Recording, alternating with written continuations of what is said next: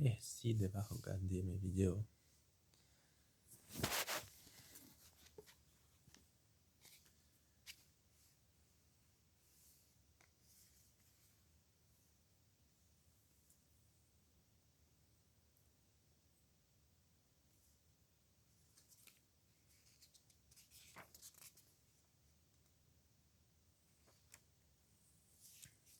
O enigma se apresentava sem qualquer possibilidade de solução.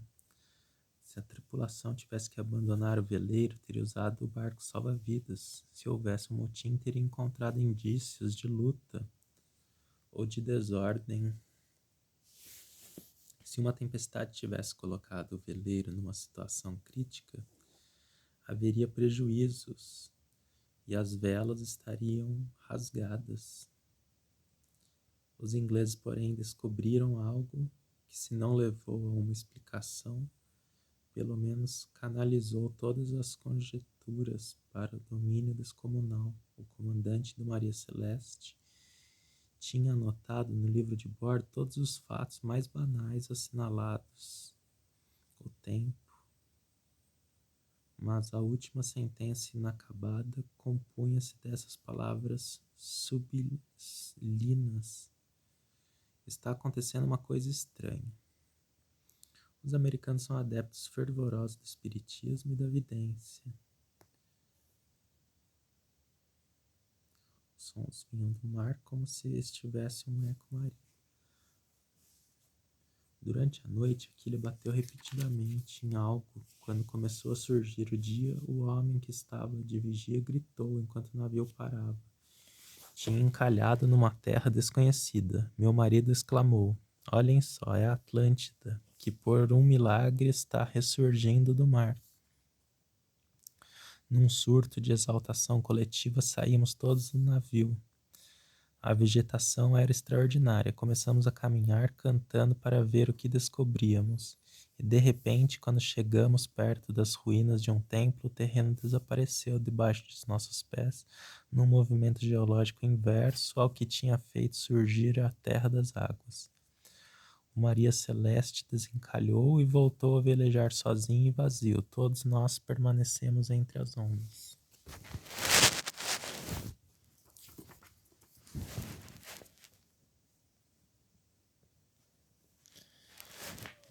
Esta mensagem poderia parecer perfeitamente plausível às pessoas que acreditam nas revelações do além, se nela não existissem alguns detalhes absurdos. No início de motim, contradiz a ordem que reinava a bordo do Maria Celeste. Um veleiro daquele tamanho não pode encalhar, a menos que isso não aconteça a uma certa distância da terra firme. E além do mais, é difícil acreditar que toda a tripulação em peso abandone um navio sem antes lançar a âncora. Finalmente, a descrição da Atlântida feita pelo médium é infantil e não convence ninguém. Não podemos, porém, excluir de todo que algum fenômeno parecido tenha se passado, sendo o efeito de uma alucinação coletiva ou resultado de uma loucura contagiosa. Além disso, é possível que realmente alguma terra tenha surgido do oceano. É claro que não poderia estar coberta de vegetação e nem ter ruínas, a não ser uma miragem da célebre ilha de São Brandão. Acontece que de vez em quando, por causa de erupções vulcânicas submarinas, o fundo do mar chega à tona perto das Açores. Tivemos recentemente uma prova disso com a aparição da ilhota que se juntou à existente ilha Faial. É até admissível que a Terra emersa tenha voltado a submergir pouco tempo mais tarde, mas precisamos lembrar que as areias e as lavas emersas ao lado de Faial tinham uma temperatura tão elevada que foi necessário esperar alguns dias antes de poder desembarcar nelas. Ainda agora, naquelas terras novas, existem aparelhagens para medição de temperaturas, mas nenhuma vegetação cresce nelas. Por essa hipótese, os passageiros do Maria Celeste teriam ficado na absoluta impossibilidade de desembarcar em terra firme.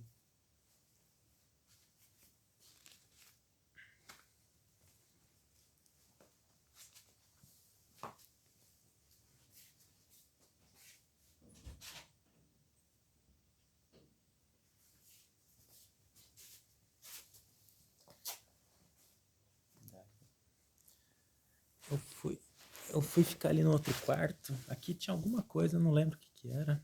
Daí eu deitei lá. Daí comecei a sentir uma dor aqui. Não sei, parecia que alguma coisa me puxava assim, sabe? E eu esqueci de pôr um papelão. Geralmente eu ponho um papelão, mas daí eu falei, vou ficar aqui. Nossa, e começou a doer bastante, viu? Tá doendo até agora, porque daí eu fiquei lá, começou de leve, né? Mas com o tempo foi aumentando e foi doendo bastante.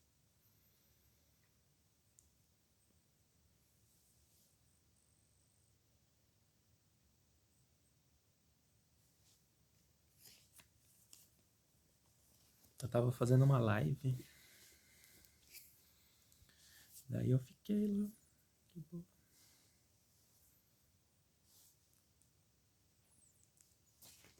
Um bom número de navios desprovidos de tripulação foram encontrados no paralelo 35 desde o século XIX, sem que por isso a opinião pública ficasse abalada. Em 1969, porém, a repercussão foi muito grande, porque aconteceram 5 novos casos que levou a opinião pública a achar que as coincidências eram exageradas. No dia 30 de junho de 1969, o navio britânico Maple Bank descobriu um iate de 20 metros não identificado que flutuava com a quilha para cima. Isso não representava um fato extraordinário, mas no dia 4 de julho, um outro navio britânico, o Cotopaxi, assinalou mais um iate não identificado que estava procedendo no piloto automático sem ninguém a bordo. 2 dias mais tarde, um navio liberiano, o Golar Frost, encontrou mais um iate fantasma, o Vagabond, propriedade do navegador solitário William Wallen. O iate estava vazio. No dia 8 de julho, o petroleiro inglês Elisoma encontrou ainda no paralelo 35 entre Açores e Portugal um iate de 12 metros vazio à deriva.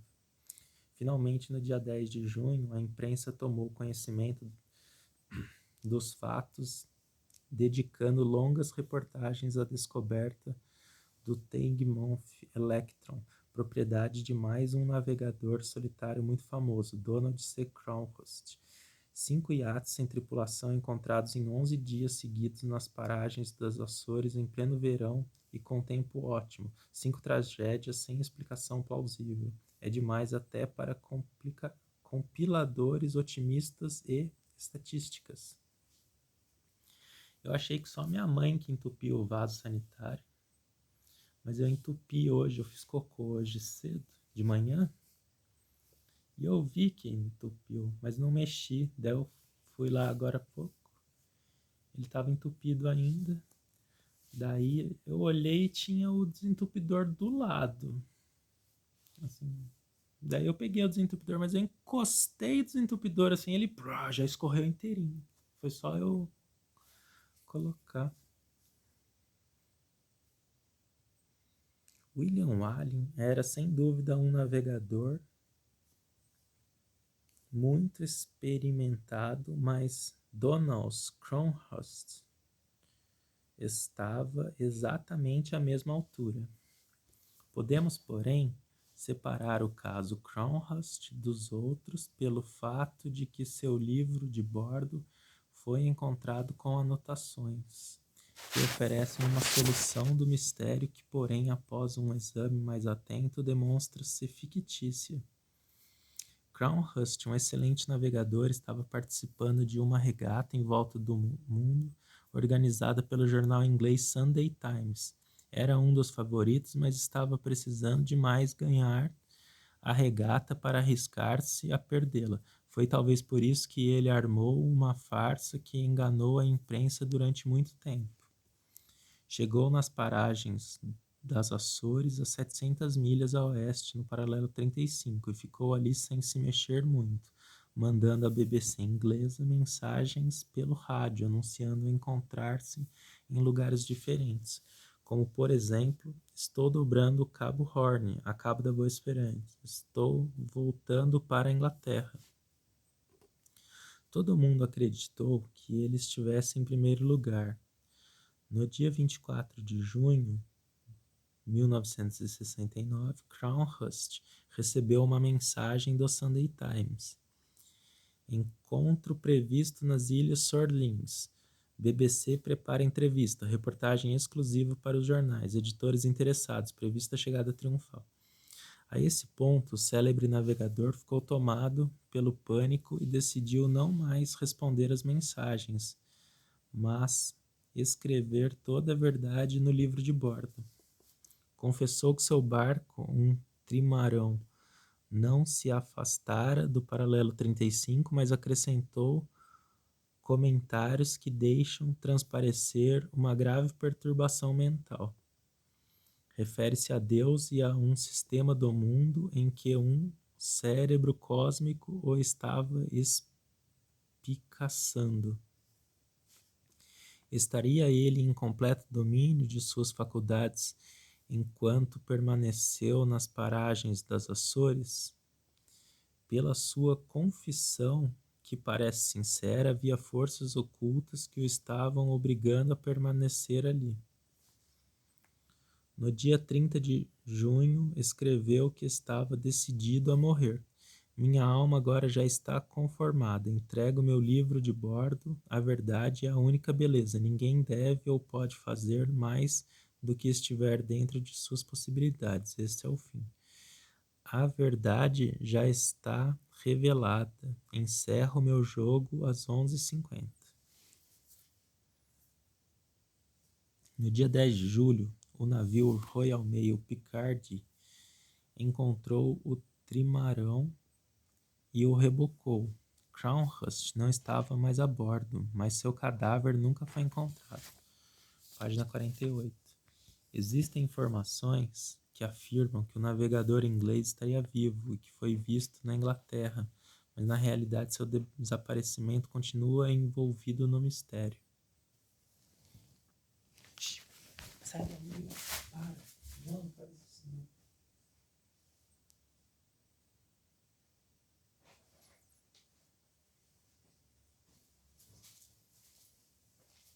E a gata ficou com problema, uma infecção urinária.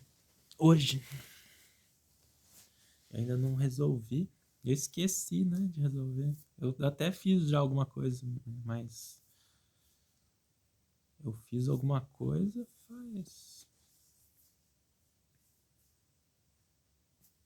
faz 5 horas, né? Deu tempo já de retornar.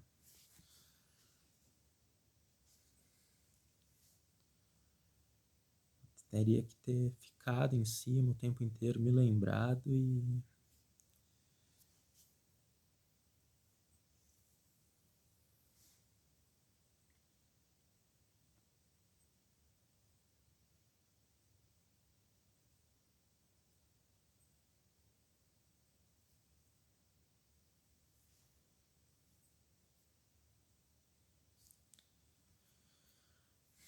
Subtítulo: A coisa estranha que leva à loucura. Esses foram os misteriosos acontecimentos de julho de 1969, no paralelo 35. Tudo poderia ser bem compreensível a respeito de Crowhurst se não existissem em seu livro de bordo algumas linhas que deixam a questão em aberto. O que foi mesmo que ele pretendeu dizer falando num sistema de mundo em que um cérebro cósmico estava espicaçando? Interrogação. Seria essa uma sentença sem sentido de um homem cujo espírito estava perturbado? Interrogação. É possível. Mas também o comandante do Maria Celeste parece que ficou perturbado por uma coisa estranha e mais adiante veremos que outra coisa estranha estava afetando o raciocínio dos pilotos no losango mágico nas Bahamas. O mistério do paralelo 35 parece insolúvel por falta de explicações lógicas, e por isso teremos que experimentar o irracional.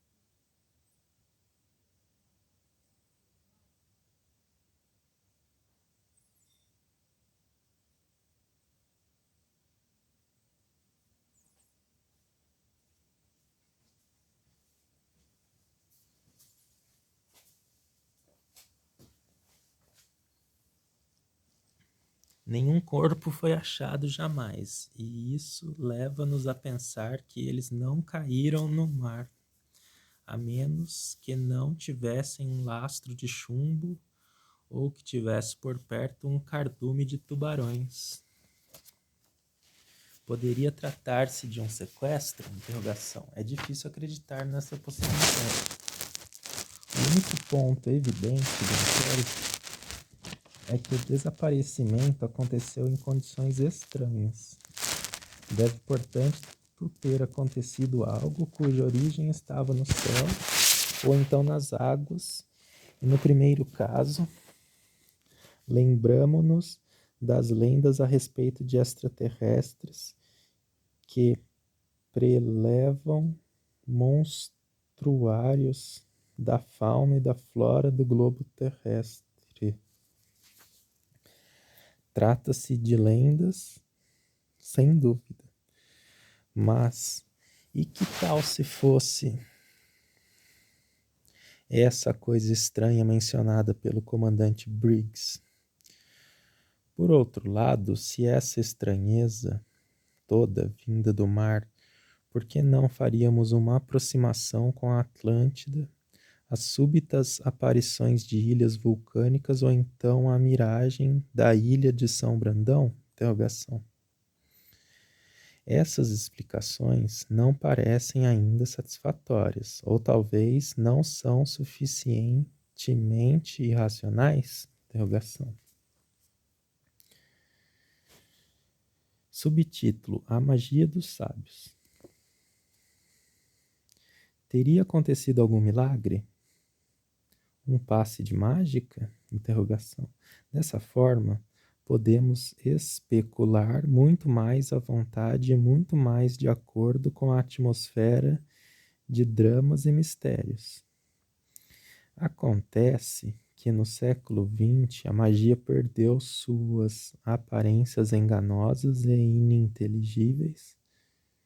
Seria até melhor dizer que elas transmutaram-se porque ainda existem todos os acessórios, desde o capuz dos bruxos até a varinha de condão cintilante das fadas.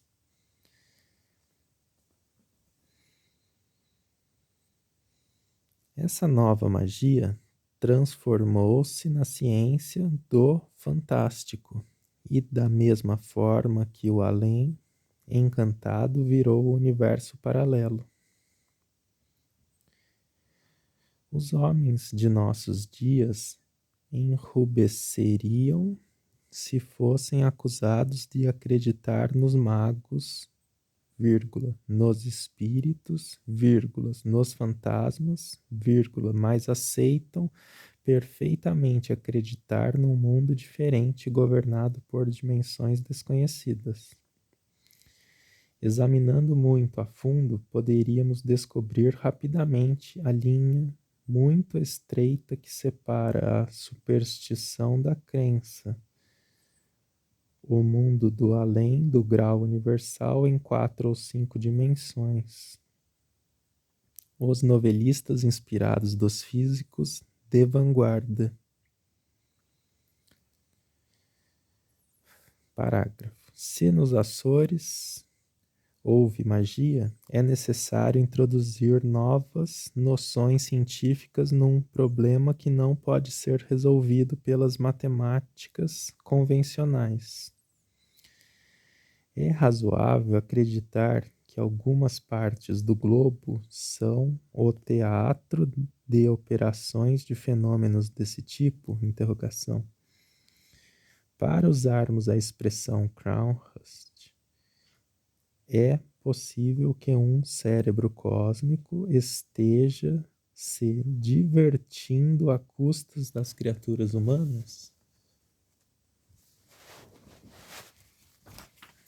Interrogação.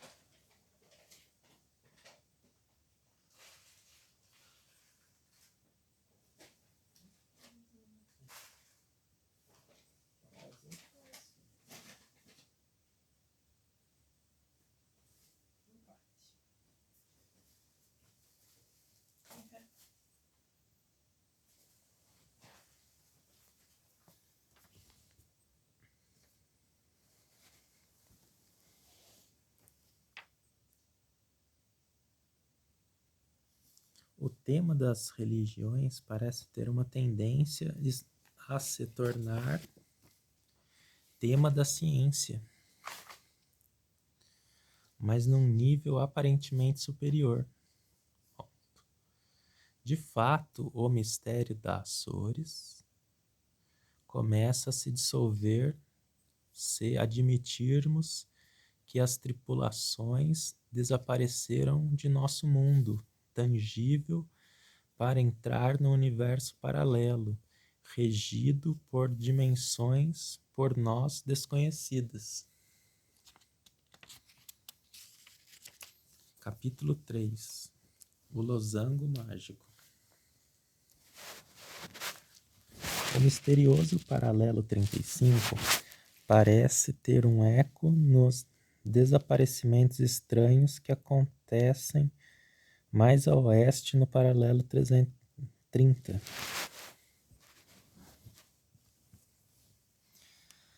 A área em losango, contida entre a Flórida, as Bermudas, Porto Rico e a Jamaica, foi apelidado pelos americanos de Skytrap e pelos europeus losango mágico ou triângulo da morte. Nessas paragens, as tripulações desaparecem, mas desaparecem também as embarcações e sem deixar algum rastro, o que torna o problema ainda mais complexo. É um fato que em qualquer mar do mundo existem navios que desaparecem entre as ondas e nada se acha deles por causa da distância e da solidão daqueles lugares, mas o losango mágico está bem no centro de um mar muito frequentado e acontece que não só os navios, mas até os aviões somem sem deixar menor vestígio.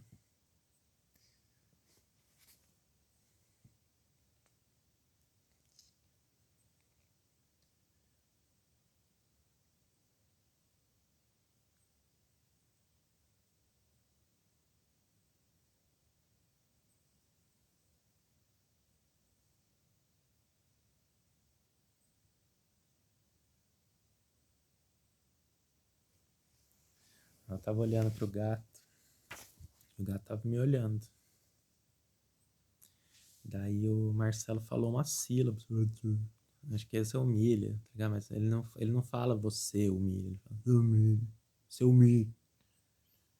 Seu humilho. E o gato olhou pra lá. Tipo, cara, então agora eu sei onde ele tá, assim. Ele tá na cozinha dele. Ele podia estar mais pra lá, né? No fundo. O gato teria olhado pra lá.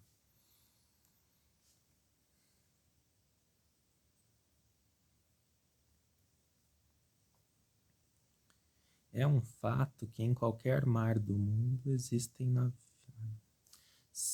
subtítulo: 5 bombardeiros desaparecidos.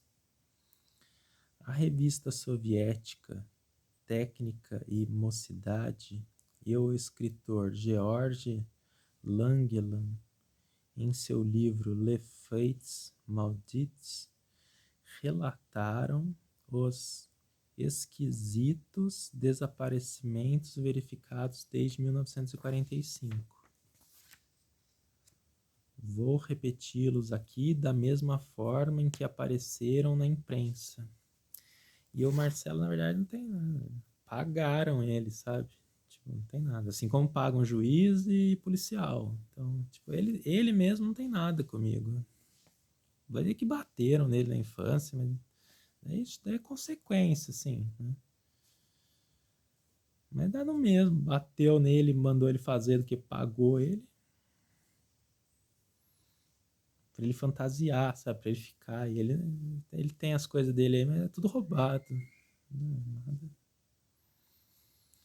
A 5 de dezembro de 1945, às 15h45, 5 bombardeiros torpedeiros Avenger, aviões militares americanos, decolaram da base de Fort Lauderdale, na Flórida, para um voo de rotina como os pilotos costumam fazer todas as semanas.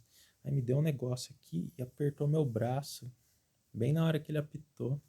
Eu tô sentindo um mal-estar bem nesse ponto. É uma contração, agora deu aqui também.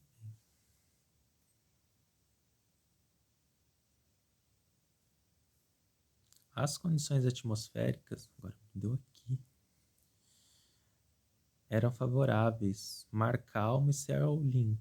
Às 15h45, quando os aviões já estavam voltando, os técnicos da base perceberam que eles não estavam observando as costumeiras manobras de aproximação. A torre de controle recebeu uma mensagem esquisita. Não estamos vendo a Terra e não sabemos onde estamos. Começou então um diálogo em que os pilotos dos Avenger diziam coisas incoerentes.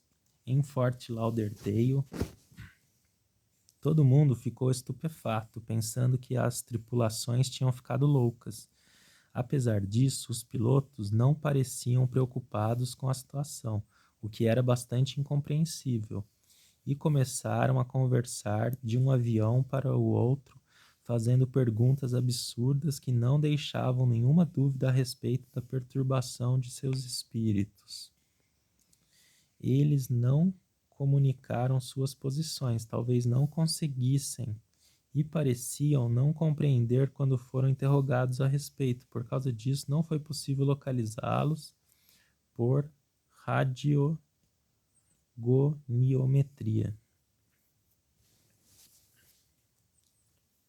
Subtítulo: O mês esquisito. Na base, sabia-se que os bombardeiros estavam nas proximidades da Flórida, entre as Bahamas e as Bermudas, quer dizer, dentro do losango mágico, que naquela época ainda não ganhara seu apelido. Às 16h25 chegou a última mensagem, bastante compreensível por sinal. Não sabemos onde estamos, o mar é esquisito, muito esquisito.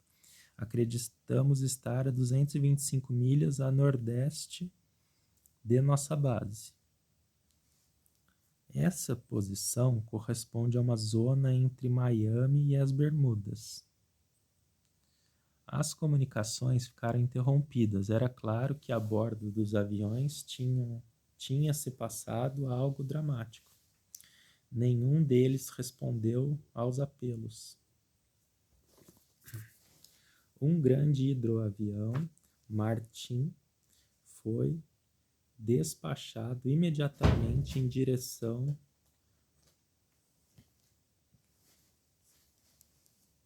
nordeste.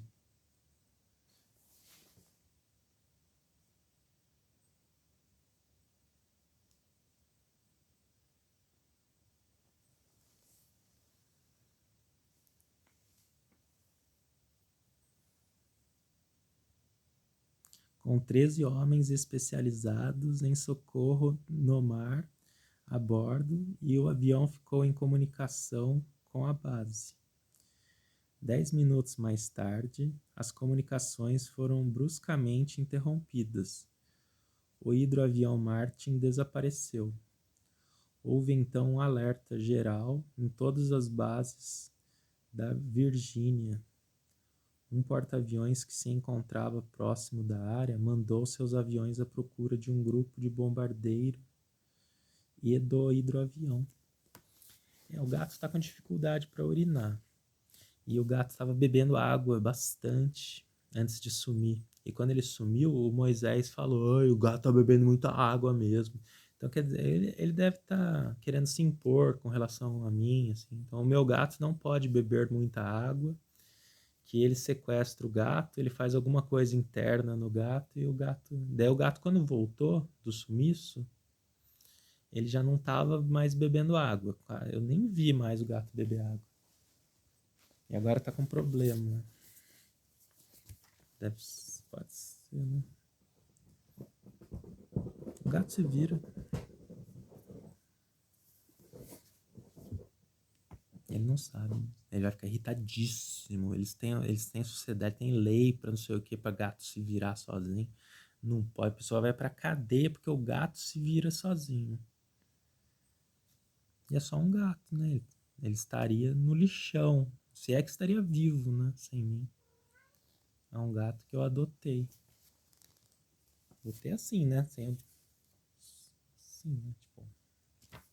Ele tá aqui, sabe? Não adotei o gato. O gato tá aqui só.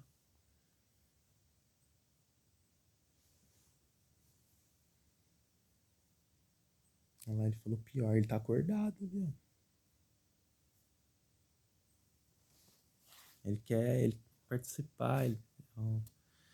O judiciário não sabe. O judiciário é ignorante. Assim como o resto do setor governamental. Ele tem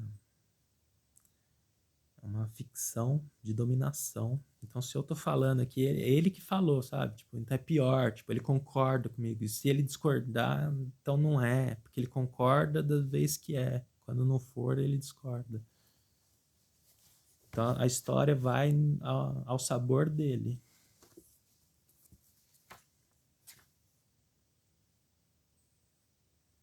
Dezenas de aviões começaram a cruzar sobre o losango mágico entre Miami, as Bahamas e as Bermudas, junto a mais de 200 barcos de pesca, passeio e vasos de guerra. O mar foi esquadrinhado, vasculhado, mas nenhum dos 6 aviões perdidos foi encontrado. O tempo continuou bom e o vento normal, e ninguém conseguiu entender nada. A esse ponto surgem algumas perguntas.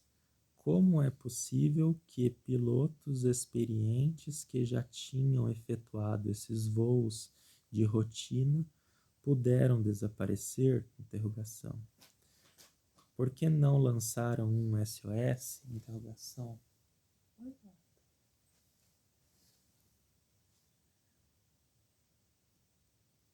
Por que pareciam perturbados e desprovidos de bom senso normal, a ponto de não tomar nenhuma das medidas que são rotineiras em caso de acidente? Não existe resposta para todas essas perguntas. Poderiam os aviões ter se atirado à água sem que os homens tivessem o tempo de usar seus paraquedas? Interrogação. É possível, tanto assim que não foi encontrado nenhum resto deles. O relatório do almirantado americano foi lacônico e honesto. Não sabemos absolutamente o que aconteceu no dia 5 de dezembro de 1945. Oi, meu gatinho. Você é bonitinho. Fofinho.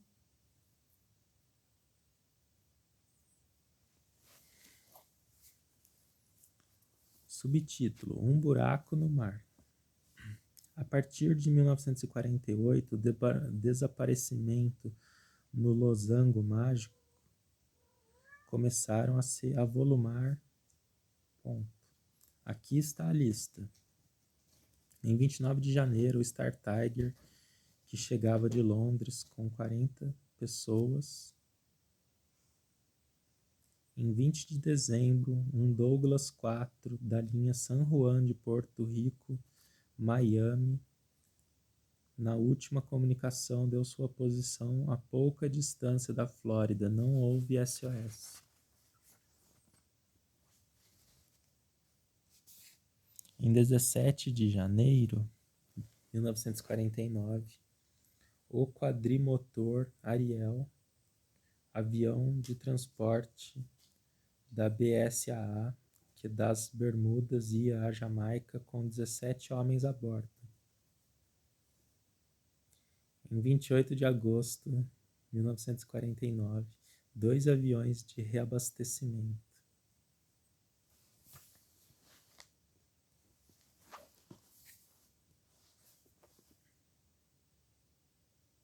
Em fevereiro de 1963, o petroleiro americano Marine Sulphur Queen. Em julho de 1963, o pesqueiro Snow Boy.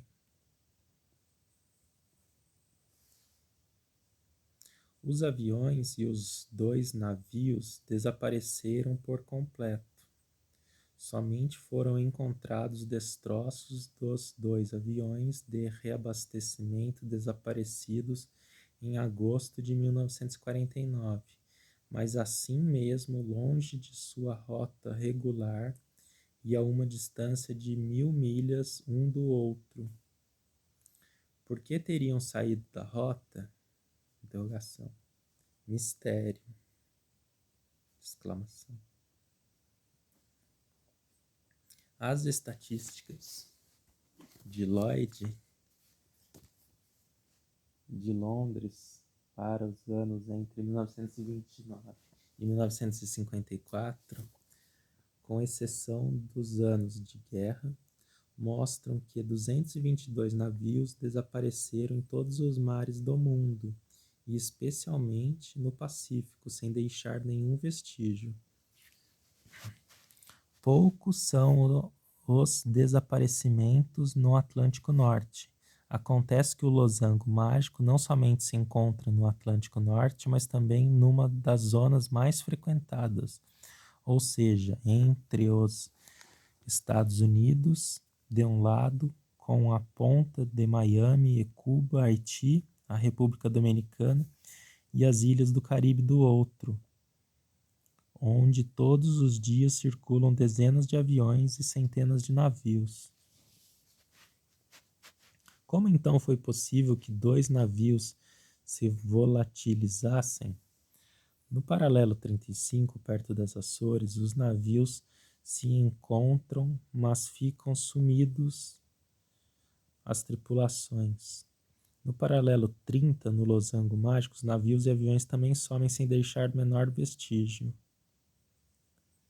Mais uma constatação. Em ambas as zonas, nunca se encontra uma testemunha que possa dar uma explicação. Podemos deduzir que nas proximidades das Açores, os objetos materiais podem continuar existindo, mas assim não é para os homens. Parece que não podem sobrar testemunhas. É como se existisse uma vontade de suprimir qualquer explicação falada dos acontecimentos. Achamos que podemos deduzir que em certas ocasiões no losango mágico e nas Açores acontecem fenômenos muito esquisitos que devem continuar sendo ignorados pelos habitantes do planeta. Poderíamos então presumir que seres estranhos à nossa civilização vivem naquelas zonas, tendo bases secretas submarinas, sem dúvida, e grandes profundezas? Ponto de interrogação. Página 55. É uma hipótese fantástica, que porém surge por causa de acontecimentos que não são menos fantásticos. E eu não assisti a minha série hoje. Eu assisto geralmente Game Shakers e Nick, Rick, Dick Down para poder ler o livro.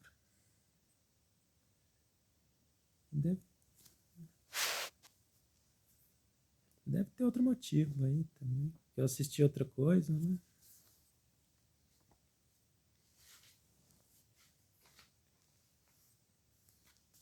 Subtítulo: Passagem para a quarta dimensão. Já foram tentadas outras explicações, também inacreditáveis. Comandos de piratas modernos e, além disso, por que não?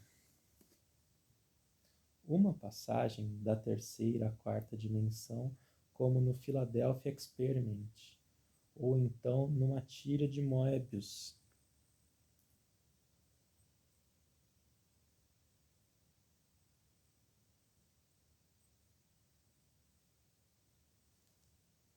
Poderia existir uma defasagem no tempo? Interrogação.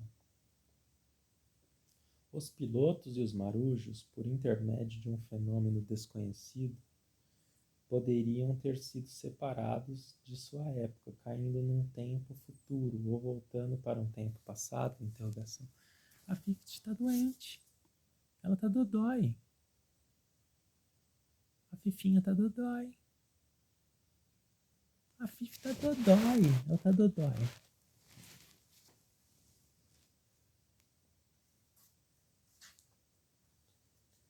Poderiam eles ter desaparecido num buraco do céu ou num buraco do mar? Ou seja, num universo paralelo onde os navios e os aviões estariam balouçando? Interrogação. Subtítulo: Um buraco no universo. Uma tese do engenheiro Jean Eichler fornece uma certa base a essa suposição fantástica. Apresentamo-la em toda sua austeridade e em toda sua audácia. O espaço dentro de uma galáxia não é o espaço axioma absoluto, é o ambiente engendrador de mundos em 3 dimensões. O espaço axioma absoluto é o vazio, povoado por uma grande condensação de partículas elementares praticamente imateriais, de dimensões incluídas entre 10 elevado a 60 e 10 elevado a 80 centímetros, que corresponde ao ambiente de nível profundo e oculto, que os físicos de Broglie, Bohr, Vigier chamam de o nível subquântico. Aí deve ser elevado a menos, né? O cara não soube fazer 10 elevado a menos 60 e 10 elevado a menos 80 centímetros. Mas faz sentido também que seja positivo, porque dentro da fala dele, ele fala 10 elevado a 60 centímetros.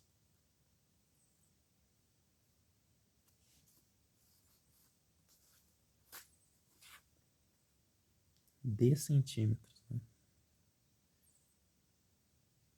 Considerando já, fazendo o cálculo mental que centímetro é um pedaço do metro. Então, 10 elevado a 60 de centímetro. Você já... A disposição do nível subquântico produz as partículas atômicas. Os movimentos de grande envergadura produzem as estrelas e os planetas. Movimentos ainda mais amplos produzem formações de nebulosas e galáxias.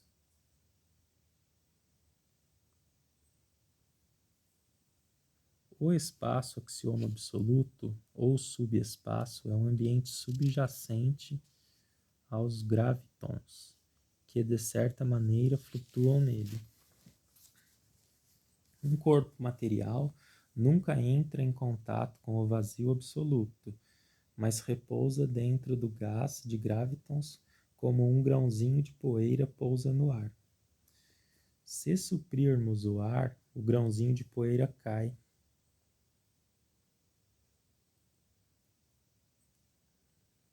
Da mesma forma, se o ambiente subquântico de enchimento é suprimido, a matéria cai no vazio. Evidentemente, isso só é um modo de dizer.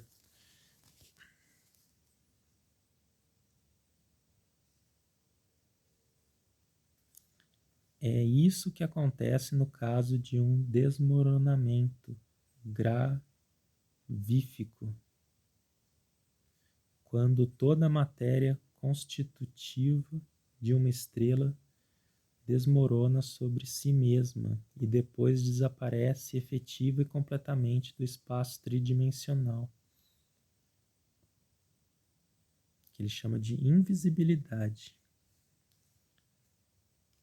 Uma pergunta: mas para cair onde? Resposta: talvez num ambiente em que não existe distância ou tempo, ou seja, num outro universo. Nesse caso, pode-se pensar que a matéria pode ressurgir num outro ponto do espaço tridimensional após uma ausência nula de tempo e após ter percorrido uma distância nula, que ele chama de materialização. Jean Eichler pensa que, em caso de circunstâncias excepcionais ou de perturbações de natureza desconhecida, o ambiente subquântico pode se rasgar localmente, mesmo em nosso universo, de maneira que a matéria que fique atraída pelo torvelinho desapareça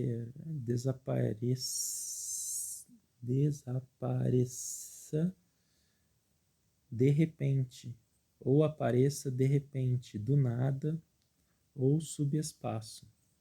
Poderíamos quase acreditar que o ambiente subquântico produziu um torvelinho em forma de fita de Moebius.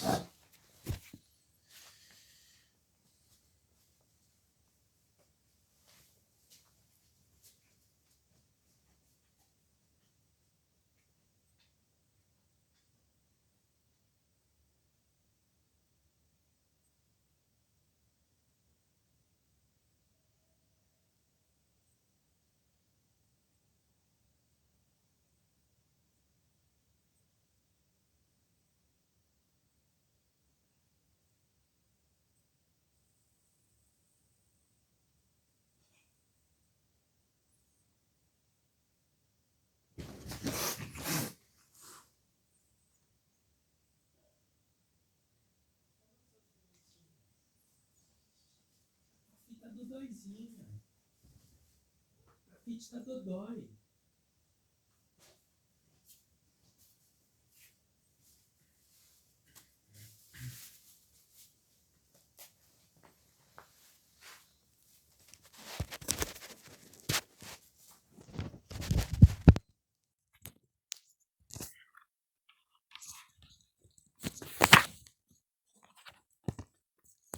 Subtítulo: O país onde o tempo parou.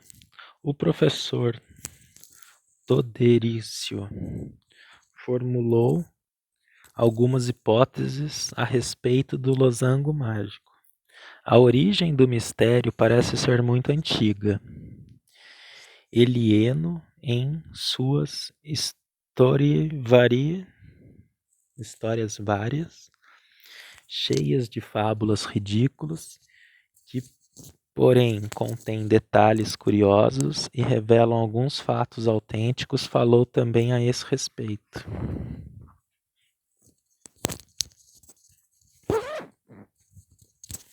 O trecho foi traduzido em 1772 por Dacier.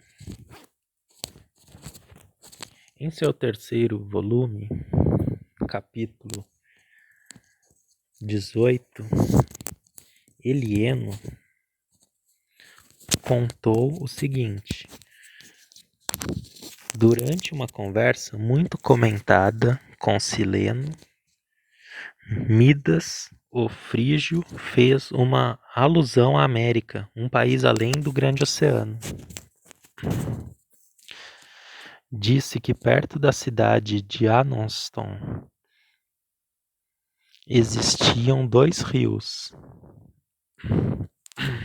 e da alegria e o da tristeza, e que entre esses 2 rios, numa certa região do mar, o homem esquece tudo o que já fez e entra numa nova dimensão de tempo.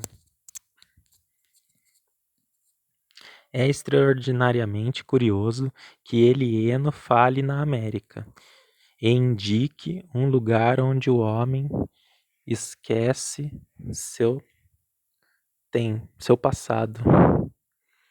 Terá que esquecer também todos os seus conhecimentos e se tornar muito moço.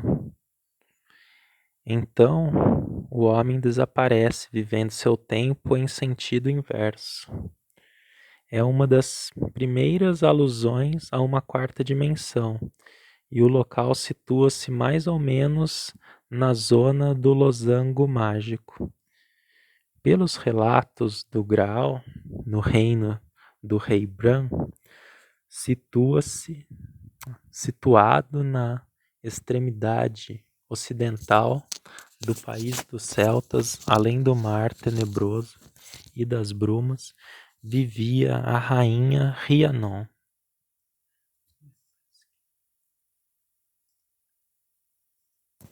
Que quando falava, criava uma atmosfera mágica, tanto assim que, na corte dela, o tempo parava.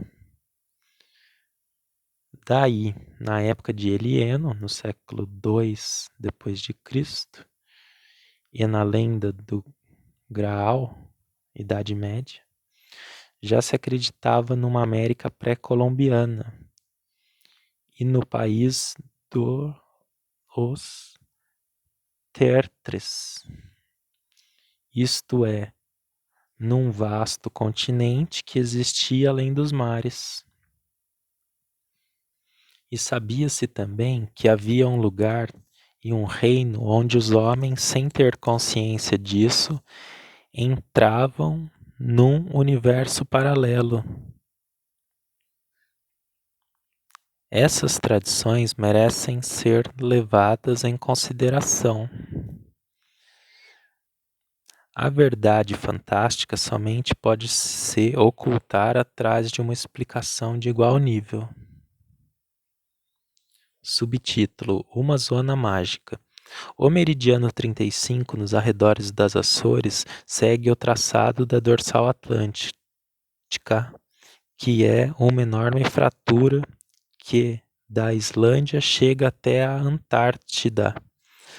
Os dois lábios daquela matriz se encontram em contínuo movimento, regurgitando as entranhas terrestres como em cima de um duplo tapete rolante, de uma parte em direção à África e do outro lado em direção à América.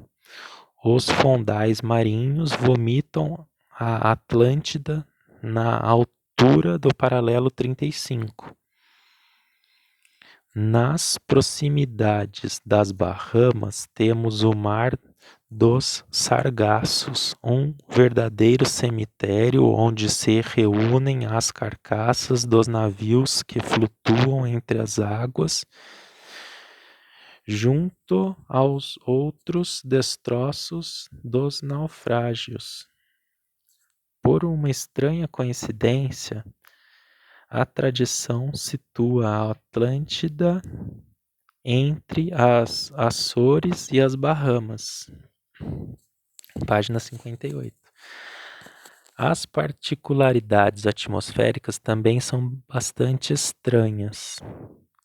Os ciclones nascem no losango mágico e as altas pressões das Açores influenciam o clima de toda a Europa. É muito provável que o campo magnético terrestre daqueles lugares tenha uma excepcional intensidade. Entre o mar e o céu devem acontecer interações de caráter elétrico, por enquanto desconhecidas, por serem muito raras, mas que talvez sejam capazes de criar fenômenos fantásticos e talvez trazer uma solução do mistério que está nos perturbando.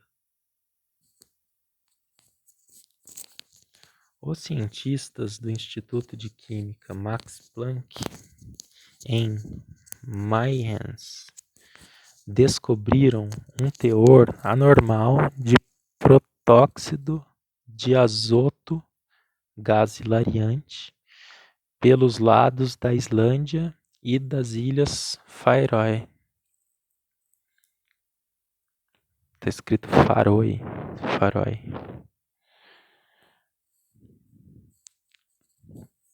Opinaram que, possivelmente, os oceanos possuem uma espécie de metabolismo e uma fase deste, o catabolismo, poderia provocar reações químicas relacionadas à degradação orgânica. Esse processo químico seria especialmente intenso na zona dos movimentos onde se concentram e se depositam os refugos dos oceanos. Seria esse o caso do paralelo 35, o ventre do Oceano Atlântico com seu Mar dos Sargassos. Em certas épocas devem estar se produzindo composições químicas desconhecidas que teriam o efeito de gases bélicos que anulam a vontade e o sentido de direção ou que então provocam visões e fantasmas que podem levar os marujos e os pilotos a se iludirem. Um fenômeno tal químico pode parcialmente explicar os mistérios. 2 pontos. Os pilotos e os marujos que enlouquecem, que se jogam ao mar, talvez impulsionados por misteriosas forças ocultas. Parágrafo. Tudo isso poderia ser uma muito satisfatória solução do problema se explicasse também o que acontece com os navios que se evaporam dentro do losango mágico, mas evidentemente não é o caso. Assim, o enigma continua, desafiando a ciência dos racionalistas e a sagacidade dos que acreditam no misterioso desconhecido. Ai, minha língua teve uma torção involuntária e agora tá doendo. E todo esse lado do rosto está doendo.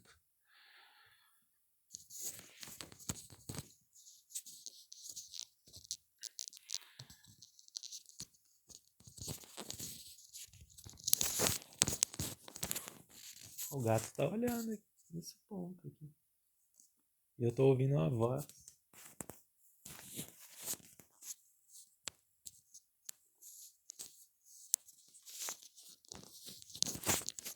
Nós,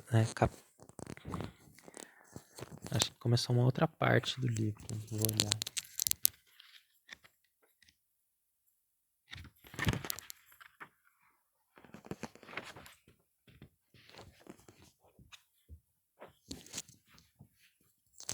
Essa parte não tem numeração, mas ela só se chama Ancestrais Superiores. E a anterior chamava Fantásticos.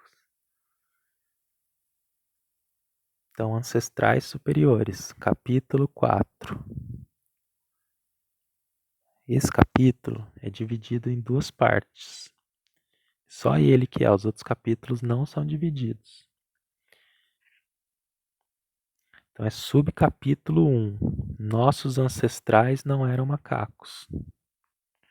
Um dos mais extraordinários fenômenos da história das ciências é o da pré-história francesa, com suas invenções a respeito da era das cavernas, das idades do bronze e do ferro, da pedra polida e outras ninharias do mesmo quilate.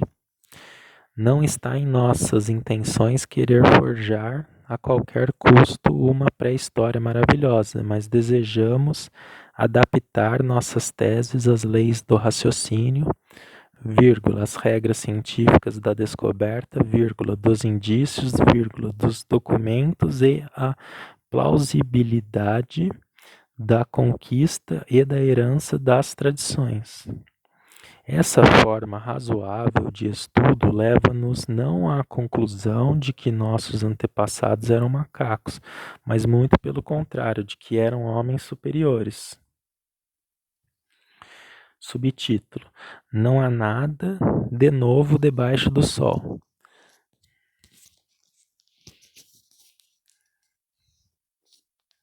A humanidade está apenas engatinhando no caminho do conhecimento, mas sabemos a 10ª parte do que nossos filhos saberão no ano 2000.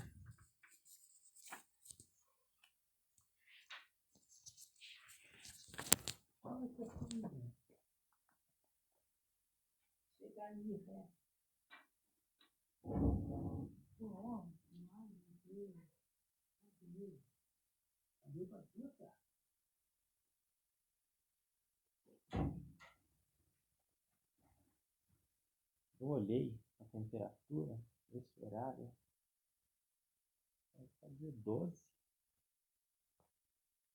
Daqui a 1 hora deve cair para 11, eu acho. Não tenho certeza.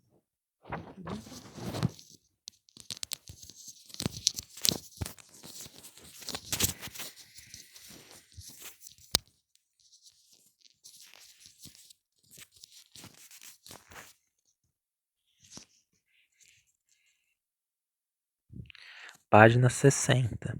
Isso, por acaso, significa que nossa espécie partiu do zero? De forma alguma. Nossos antepassados, que tinham extraordinários conhecimentos de astronomia, os egípcios, que conheciam a teoria atômica, Leucipes, a cosmogênese, Moisés, a fusão dos metais, etc., tinham herdado esses conhecimentos de alguém que possuía uma ciência maior do que a deles. O professor inglês Frederick Soddy, Prêmio Nobel de Química em 1921, dizia: encontramos nas tradições justificativos para acreditar em raças humanas hoje desaparecidas que não somente tinham atingido o nível de nossos próprios conhecimentos, mas também poderes que ainda não possuímos. É a mesma opinião do professor soviético Fedorov, doutor em ciências, que acredita que todas as civilizações do globo foram engendradas por uma civilização mãe desconhecida, que desapareceu nos oceanos ou no cosmo. Antes mesmo de nossos tempos, o mundo dos antigos tinha a certeza de que antepassados superiores tinham nos precedido nesse globo.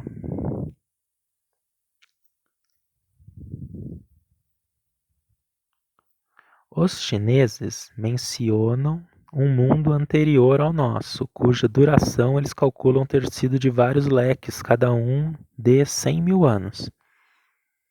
As tradições chinesas e as tradições hindus mencionam um império tragado pelas águas.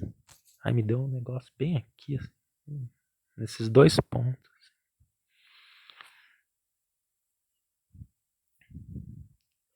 O continente de Mu. E no Ocidente foram encontradas as provas da existência da Atlântida. Por acaso, alguém poderia pensar que o símbolo do caduceu dos médicos, formado por duas cobras enroladas em volta de uma verga, foi escolhido por mero acaso? Interrogação. Afinal, já que o médico tem a tarefa de conservar a vida, seu caduceu evoca de maneira irresistível a imagem da molécula de ADN, mensageira da vida, e que é representada como uma dupla hélice enrolada em volta de um eixo. O espermatozoide também tem a forma em espiral e avança como uma hélice para trazer a vida. O progresso de nosso sistema solar é um progresso em espiral que nos leva da nebulosa original à aglomeração de Hércules, onde um dia vai se amalgamar. Aí tem um questionamento. E se a serpente em hélice de Sanchoniathon, que representa a luz e a vida, não se parece também com o caduceu? Interrogação. Esse símbolo, que aparece pela primeira vez entre os antigos egípcios, lhe fora entregue, diziam eles, pelos iniciadores divinos, criadores de toda a vida sobre a terra. Está escrito no Eclesiastes, 250 anos antes de Cristo, capítulo 1, que foi e o que será, o que foi dito e o que será feito, não existe nada de novo debaixo do sol. Existe tal coisa da qual gostaríamos de dizer, vejam, isso é novo. Assim mesmo, essa coisa já existiu nos tempos que nos precederam.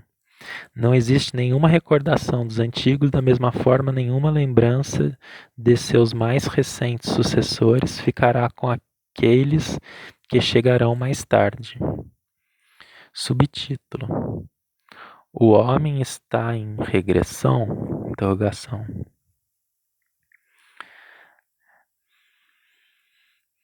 Não seria lógico aceitar as teses clássicas dos pré-historiadores antigos e de certos arqueólogos por dois motivos, dois pontos. A história do mundo e das civilizações está fundamentalmente condicionada pelos cataclismos que periodicamente sacodem o globo. Não é absolutamente evidente, muito pelo contrário, que as civilizações estejam progredindo, com referência ao volume do crânio dos homens de Neandertal, a história conhecida dos delfins e dos macacos e até a história dos ancestrais, segundo as tradições, nossa espécie humana está possivelmente em regressão.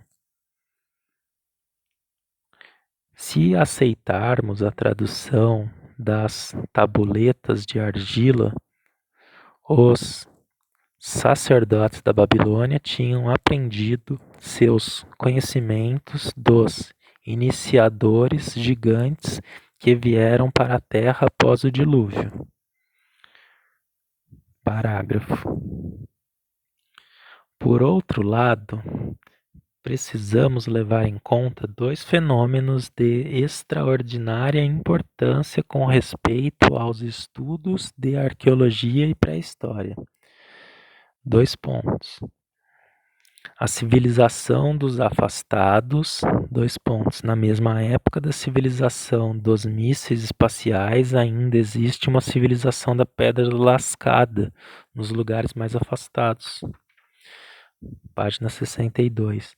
No dia 20 de julho de 1969, na mesma hora em que os terrestres pela primeira vez pousavam os pés na Lua, nas fronteiras da Colômbia, foi descoberta uma tribo desconhecida cujos costumes eram da Idade da Pedra. As locações insólitas, dois pontos. Objetos que mudaram de lugar por vários motivos e que são encontrados em locais onde não deveriam estar, podem levar a deduções falsas. Parágrafo. Por exemplo, dois pontos. Chapas de marfim chinesas encontradas durante escavações na Irlanda, uma estatuinha sumeriana encontrada entre as areias do Marrocos. Parágrafo. Após estabelecermos esses elementos resumidos, mas essenciais, podemos agora desferir o golpe mortal às elucubrações dos pré-historiadores do Musée de l'Homme e da Société Préhistorique Française. Subtítulo: Eles lavraram o bronze, sem ser seus inventores. A idade da pedra antiga, ou paleolítica, indica aproximativamente o 10º milênio antes da nossa era. O grande Atlas Mundial do Reader's Digest, composto com a colaboração de todas as grandes escolas, das academias e dos serviços oficiais do mundo inteiro e também da Unesco, publica a página 148, dois pontos. O período paleolítico superior perdura mais ou menos de 35.000 a 8.000 antes da nossa era. Seguem o Mesolítico e o Neolítico. Os machados são de pedra polida. Na Europa Ocidental, a idade do cobre se localiza em volta de 2.500 anos. A idade do bronze por volta de 2.000 anos atrás. O uso do ferro começou com os hititas, aproximadamente 1.500 anos antes de Cristo. Ele encerra a referência. Parágrafo. Vocês entenderam direito? Dois pontos. Os autores das Vedas, vírgulas, os linguistas, vírgula, os literatos do sânscrito indo-europeu, vírgula, os construtores dos templos do Egito, vírgula, os escultores das pedras de Palenque, no México, e da Porta do Sol, na Bolívia, não conheciam o ferro, nem o bronze, nem o cobre. Eles construíram as pirâmides, cortaram as pedras de Ábidos, de Karnak e de Luxor, com buris e martelos de madeira ou de pedra. Os homens vestidos, gravados nos seixos de Le Château, sequestrados no Musée Lhomme, em Paris, não conheciam o ferro nem em forma de meteoros, e os pintores dos afrescos de Montignac-Lascaux também partilhavam da mesma ignorância. Há coisas mais estranhas ainda. Os inúmeros povos da Ásia e da Europa, de Lepensk-Vir e de Çatalhöyük, os do norte da Europa, em cujos túmulos foram encontrados objetos de bronze, de ouro e de cobre. Sim, é isso mesmo. Esses produtores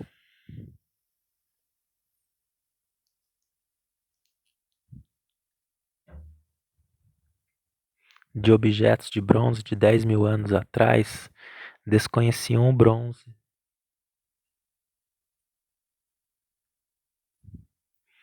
Quem disser o contrário, quem mostrar o que é evidente, não passa de um herege.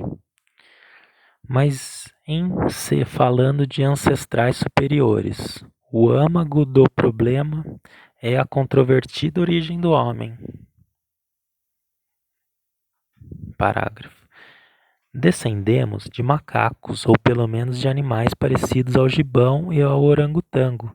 Isso é o que nos ensina nossa pré-história oficial.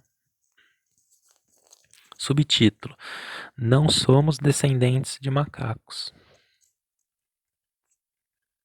Não pretendemos discutir o fato de que alguns de nossos contemporâneos pretendam descender de macacos. Aliás, num certo sentido, estamos dispostos a acreditá-lo.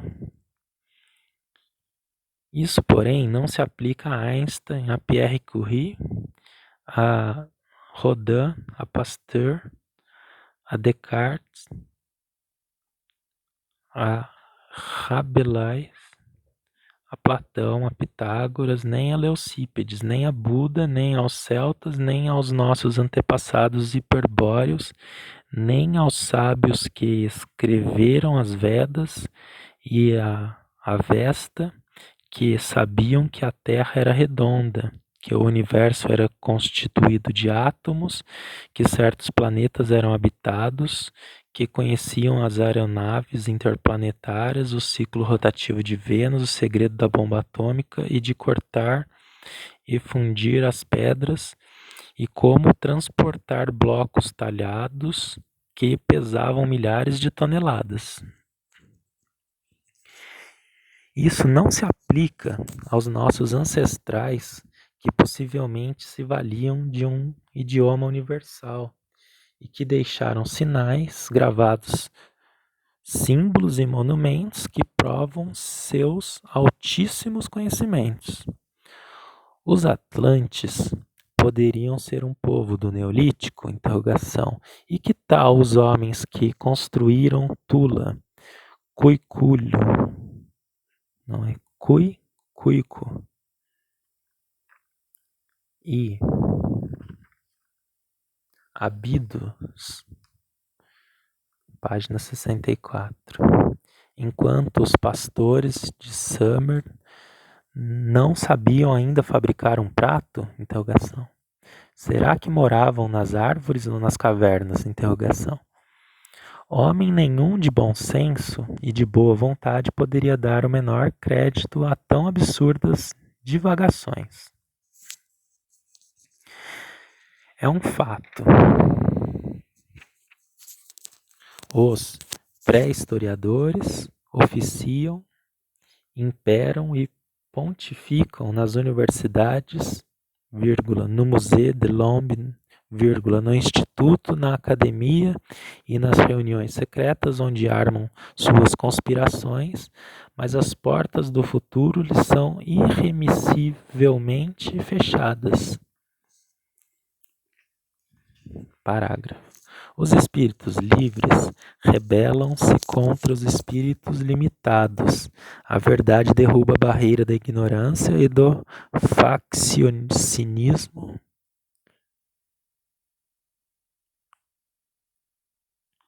Político-religioso. Faciosismo.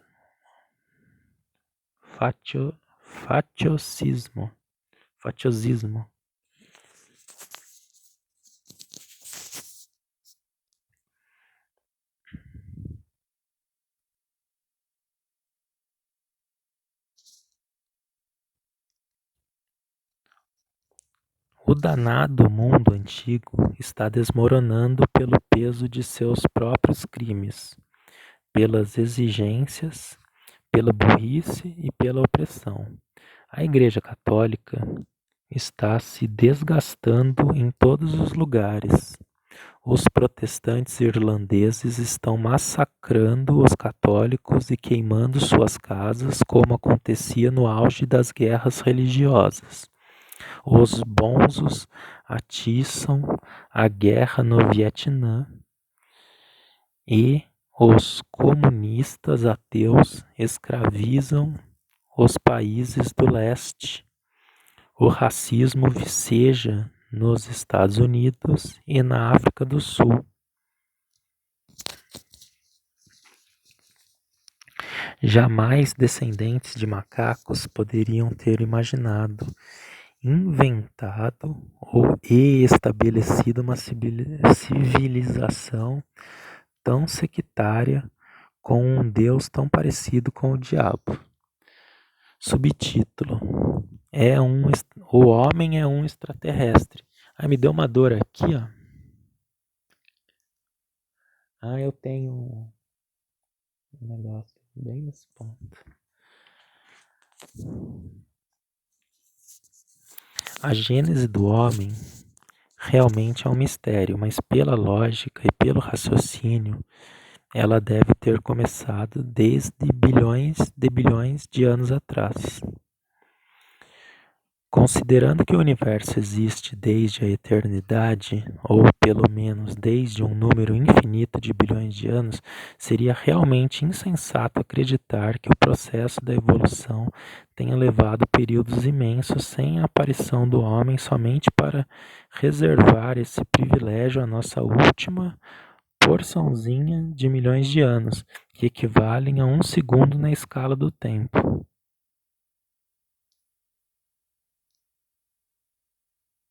Isso seria arbitrário, além de conferir à nossa espécie uma importância recusada pelo nosso raciocínio. Os pré-historiadores clássicos, porém, são a favor dessa tese inaceitável, e mais do que isso, eles pretendem e insistem que o homem é uma criatura essencialmente terrestre. Parágrafo. Como se desde o grande começo, outros milhares ou milhões de planetas não estivessem em condição de também poder engendrar a espécie humana.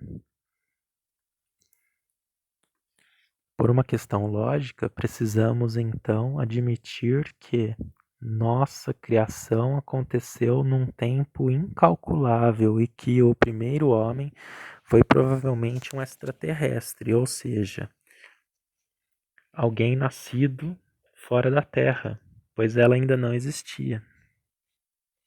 É perfeitamente plausível admitirmos que nosso globo tenha engendrado também um autóctone após 5 ou 10 bilhões